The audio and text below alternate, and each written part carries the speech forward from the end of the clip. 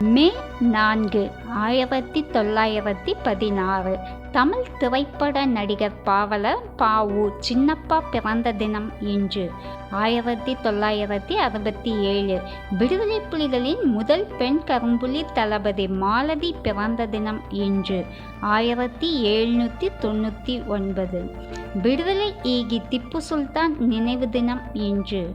1972 கண்ணியமிக்க இஸ்லாமில் சாஹிப் காயிதே மில்லத் நினைவு தினம் இன்று.